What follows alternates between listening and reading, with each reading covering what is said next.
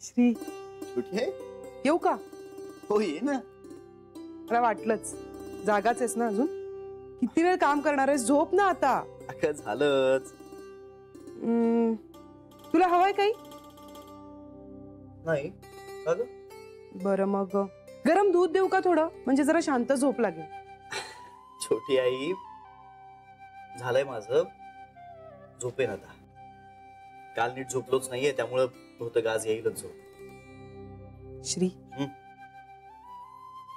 जान्हवीची तब्येत कशी आहे रे आता? बरी आहे, म्हणजे आज ताप उतरलाय. आता ना टेन्शन तरी नाहीये. आता बहुतेक जान्हवीलाही शांत झोप लागेल. श्री आम्ही सगळ्या कधी भेटू तिला? म्हणजे आपण सगळे एकत्रच भेटू, बोलू ना तिच्याशी. हे बाघात जो काय व्हायचा आहे तो झालेला आहे, पण आपण सगळे एकत्र भेटून तिच्याशी बोललो, तिला समजावलं तर कदाचित हे सगळं स्वीकारणं तिला सोपं जाईल. म्हणजे असं मला वाटतंय. तू बघ. बघूया, विचार करूया. आणि उद्या ना पिंट्या आणि जान्हवीचे बाबा तिला डॉक्टरांकडे घेऊन जाणार आहे. हो, एकदा त्यांचं त्यांना भेटून झालं ना की मीही डॉक्टरांशी बोलून घेतो, म्हणजे आपल्याला पुढे काय करायचं हे ठरवता येईल. बघ तू ठरव शांतपणे, पण मी जे काय सांगितलं ना त्याचाही विचार कर. मला वाटतं की त्याचाही उपयोग होईल. झोप आणि आता ते डबडं बंद कर आणि झोप, कळलं ना?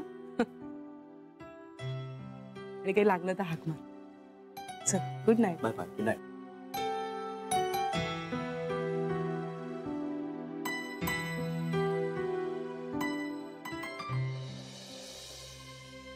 ताई ताई नको नका जाऊस ऑफिसला प्लीज. बाळा आज जरा विश्रांती घेतली असतीस. बाबा हो, आता 2-3 दिवस झाली ना विश्रांती, आणि उलट पडून राहिले ना तर ते सगळे विचार मनात येत राहतात. त्यापेक्षा ऑफिसमध्ये जाईन तर जरा मन रमेल, माझे वेगळे विषय मिळतील. अरे बरोबर आहे तिचं, जाऊ दे ना, तिला जायचंय म्हणते तर. उगीच घरी बसून रजा कशाला फुकट घालवायची म्हणते मी. जा ग जा. अगं पण आपल्याला डॉक्टरांकडे जायचंय. हो मला नाही बोलायचं रे डॉक्टरांशी काहीच. ताई ताई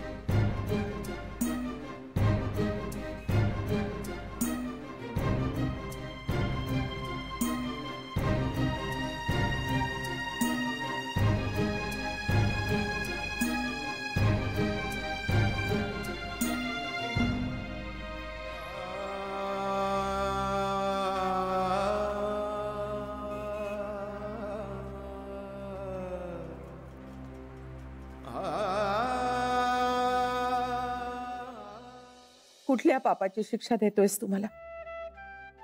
काय केलं मी तर तू माझ्या घरातलं हे वादळ थांबवशील? एकाच जन्मात सर्व यातना सहन केल्याच पाहिजेत का मी? मुलांना कोलमडलेलं पाहणं याहून जास्त यातना काय असतात रे पालकांसाठी? थकलो होता मी.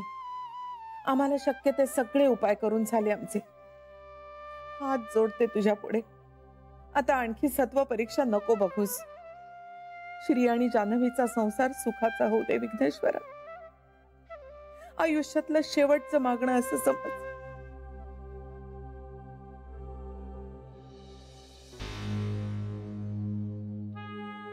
नाही पण मग तिच्या चेहऱ्यावर काही स्पेसिफिक भाव किंवा तुला बघून तिने स्माइल तरी केलं का श्री?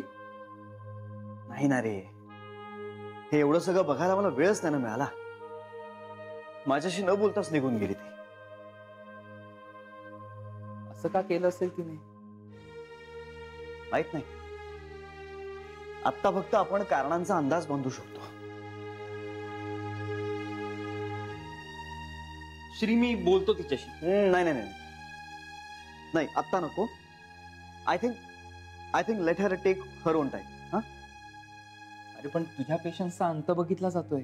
अरे मनीष, माझे पेशंट जान्हवीसाठी कधीच संपणार नाहीत.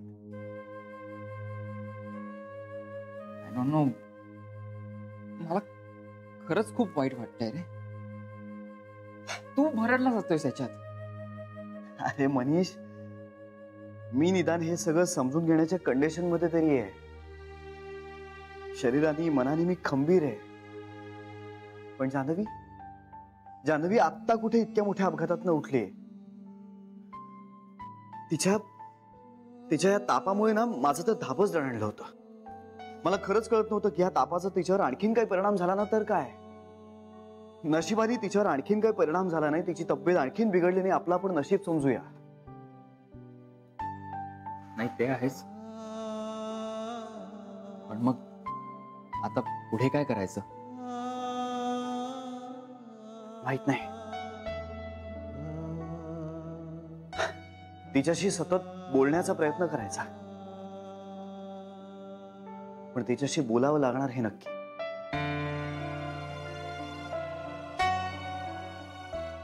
बोल तू, तुला गरज आहे त्याची.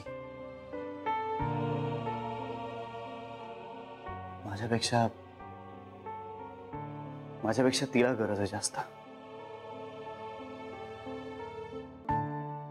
जान्हवी, काय नेमकं चाललंय बिचारीच्या मनात?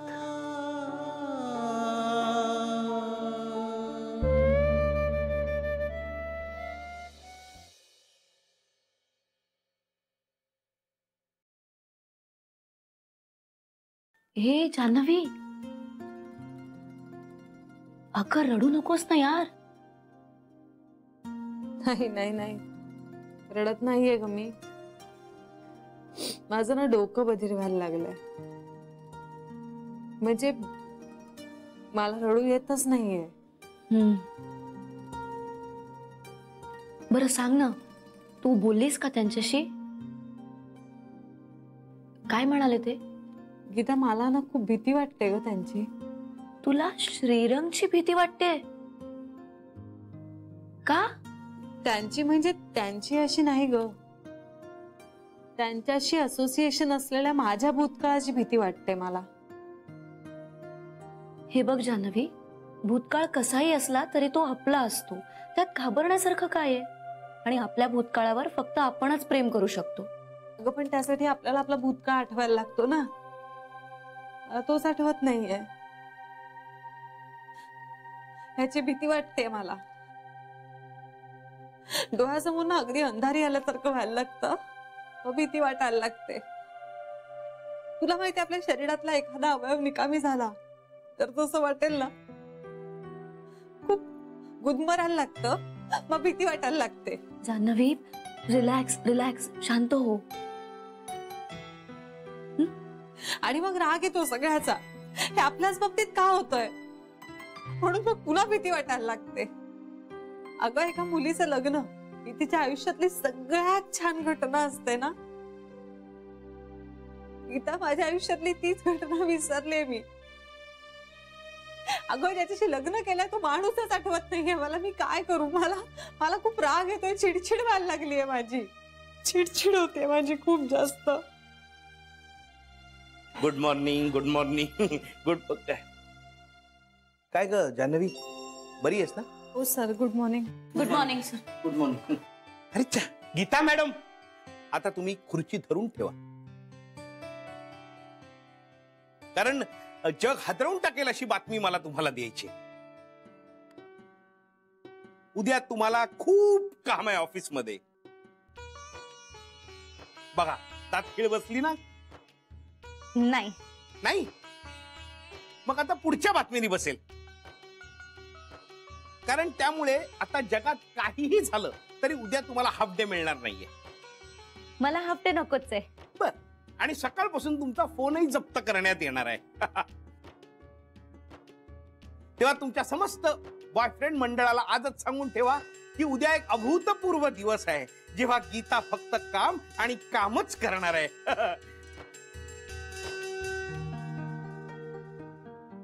जान्हवी, बस कर. मोग्यांबो खुश हुआ. नंतर माझ्या केबिन मध्ये या, तुम्हाला कामाची यादी देतो. Janhavi, you take care. यांचा आधी फोन बंद करायला पाहिजे. माझा फोन बंद करताय, ट्राय तर करा.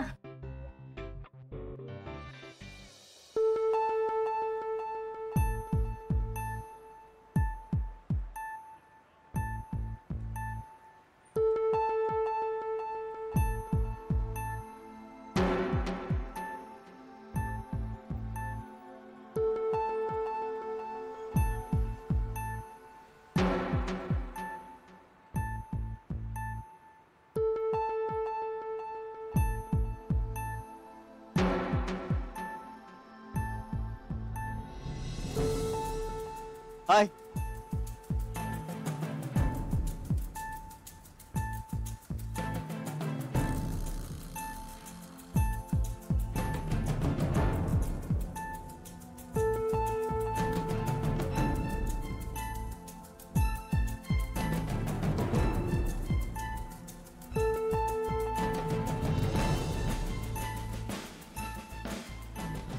जान्हवी, जान्हवी, माझं ऐक तर. जान्हवी,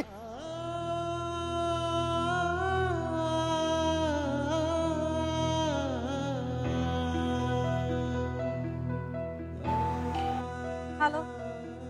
जान्हवी,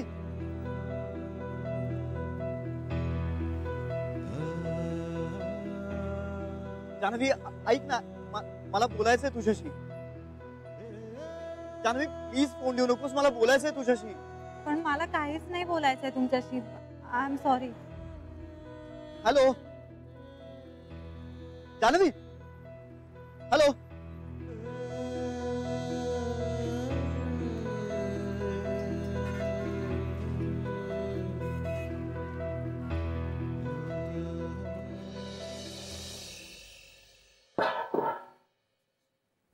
श्री, आलास?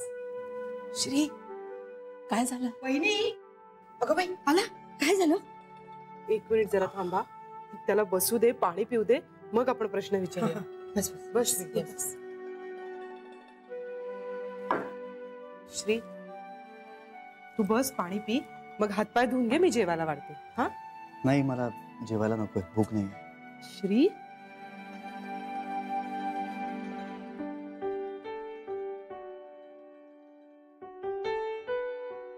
श्री, तुझ्याकडे बघून मला वाटतंय की आजही तुझं आणि जान्हवीचं काहीच बोलणं झालं नाहीये. आई अगं, मी खूप प्रयत्न करतोय, खरंच खूप प्रयत्न करतोय, पण ती मला भेटायला, माझ्याशी बोलायला तयारच नाहीये. ती माझ्याशी बोलणं टाळतीये. श्री, जान्हवी तुला भेटणं टाळतीये?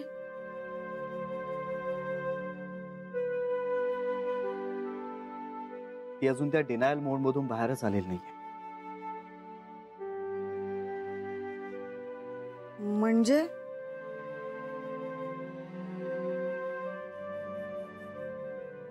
म्हणजे ती अजून कशाचाच स्वीकार करत नाहीये. तुझ्याशी लग्न झालं हे सुद्धा स्वीकारत नाही? मोठी आई, तिला काही आठवतच नाहीये. मला हे कळत नाहीये की कोणी सांगितलं असेल तिला आणि का. नको त्या वेळेला नको त्या गोष्टी का करतात माणसं? तेच तर मलाही कळत नाहीये. तिला हे सगळं सांगितलं कोणी आणि तिला नेमकं काय काय कळलंय हेही आपल्याला समजत नाही. श्री, तू आधी शांत हो. हे बघ, हे सगळं जर समजून घ्यायचं असेल ना, तर तुझं तिला भेटणं फार महत्वाचं आहे. आणि ती नेमकी तुला भेटायचं टाळते याचंच आश्चर्य वाटतंय मला. श्री, तू काही कर, तिला कुठेही कसंही गाठ, पण बोल बाबा तिच्याशी. अगं मोठी आई, मी खूप प्रयत्न करतोय. श्री, तू प्रयत्न करतोस हे खरंय, पण यश नाही मिळालं ना रे बाळा. आता तुला काहीतरी प्लॅन करायला हवा.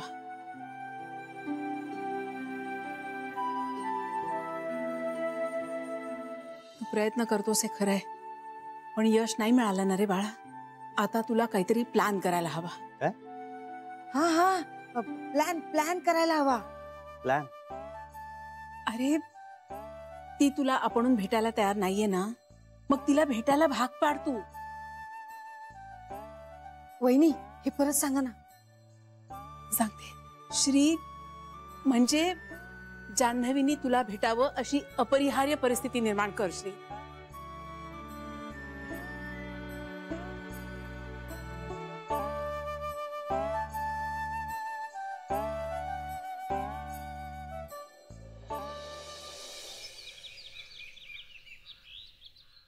आय एम सॉरी स्मितुडी ऐकून घे ग प्लीज, असं नको करू.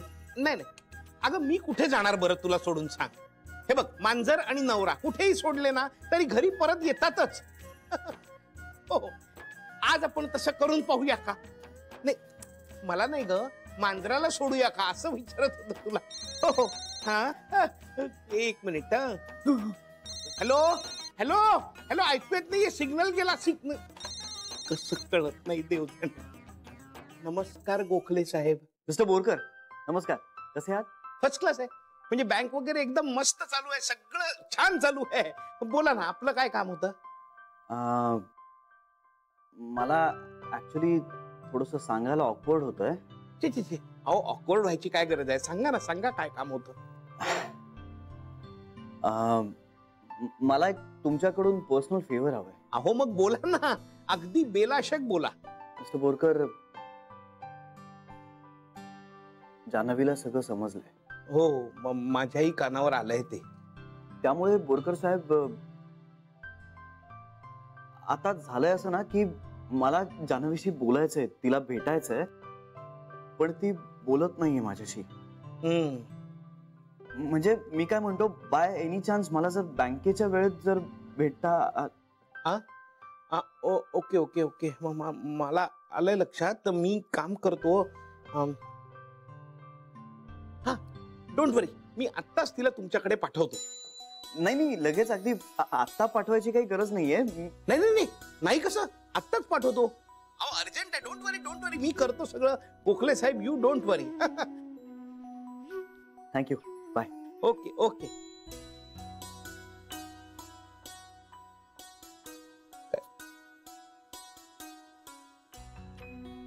जान्हवी, जरा आतमध्ये येतेस?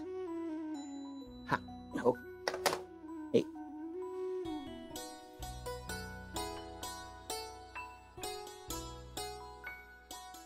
मे I come in sir? Come in Janhavi, come in. Yes sir. एक काम होतं, थोडं कॉन्फिडेन्शियल आहे. म्हणजे आपल्या ब्रांच मध्ये या कामासाठी मी तुझ्याशिवाय दुसरा कोणाचा विचारच करू शकत नाही. तू करशील का प्लीज? सर, तुम्ही मला एखादं काम सांगितलंय आणि मी ते केलं नाही असं कधीच झालं नाहीये ना. थँक्यू. म्हणजे काही विशेष काम नाहीये. या फाईल्स आहेत, त्या फक्त जाऊन द्यायच्या होत्या श्रीरंग गोखल्यांना.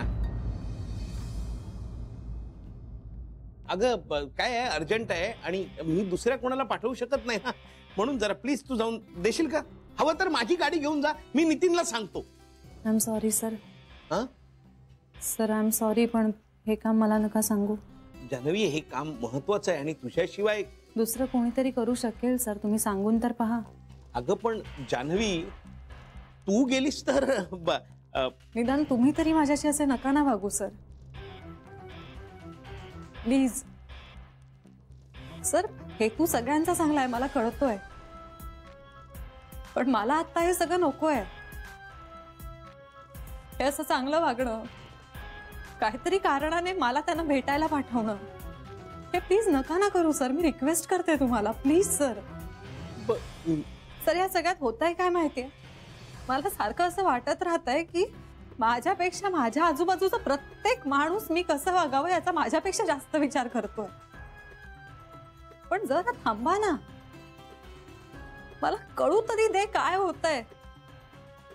एक मोठी घटना एक मोठा काळ एक खूप महत्वाचा माणूस हरवलाय, गायब झालाय माझ्या स्मरणातून.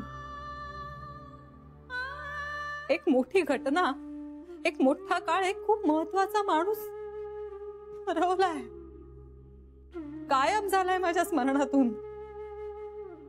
एक प्रचंड मोठी लाट आली आहे माझ्या अंगावर आणि माझ्या नाकातोंडात पाणी गेलंय असं वाटतंय मला. मला मोकळा श्वास तरी घेऊ द्या सर. आधी काय तर तो ऍक्सिडेंट, आता काय तर हे विस्मरण. तुम्हाला सगळ्यांना कळतंय का? वाऱ्यावर दिशाहीन फिरणाऱ्या म्हातारीसारखं झालंय माझं. सर मी पण माणूसच आहे ना. इतक्या समजूतदारपणाची अपेक्षा मी नाही करत आहे स्वतःकडून, करूच शकत नाहीये. Sir please sir, me request करते, मला आठवत नसलेल्या माझ्या भूतकाळाकडे मला जायला भाग पाडू नका सर. मला भीती वाटतेय, खूप भीती वाटतेय सर, प्लीज.